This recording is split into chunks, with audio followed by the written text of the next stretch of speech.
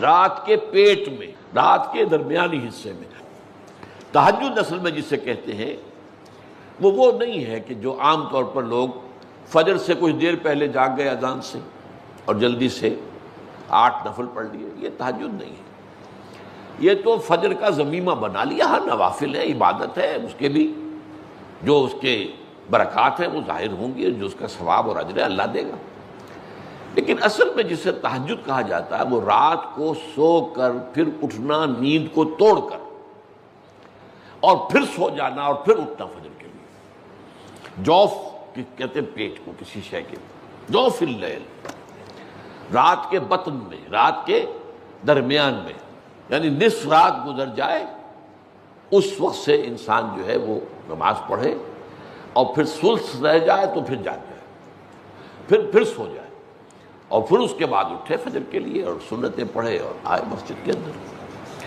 تو یہاں آپ نے فرمایا وَصَلَاةُ الرَّجُلِ فِي جَوْفِ اللَّيْلِ، اور اپنے اس قول کے لیے حضور نے آیتیں تلاوت فرمائی وہی دو آیتیں۔ یہاں یہ سورہ سجدہ کی آیت نمبر 16 اور 17 ہیں۔ تتجافا جنوبہم عن المضاجع، اللہ تعالیٰ اپنے خاص محبوب بندوں کی یہ صفات بیان کر رہا ہے کہ ان کے پہلو اپنے بستروں سے علیحدہ رہتے ہیں، رات کے وقت جاگتے رہتے ہیں، بستر پر لیٹیں گے تو سو جائیں گے۔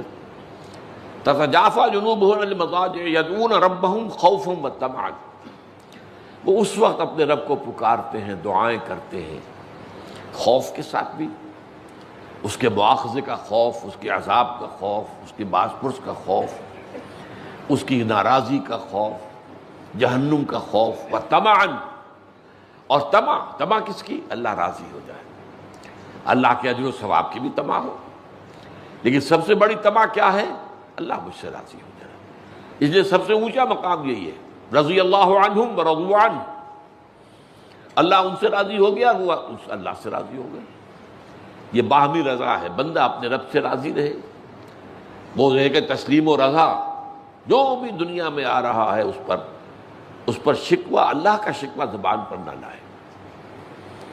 جو بھی آ رہا ہے یہ میرے رب کی طرف سے ہے، وہ میرا مولا ہے، آقا ہے، دوست ہے، میرا خیر خواہ ہے، اسے معلوم ہے کہ اس شر کے پیچھے کون سا خیر آ رہا ہے، مجھے کیا پتا، مجھے تو شر نظر آ رہا ہے، خیر تو نظر نہیں آ رہا۔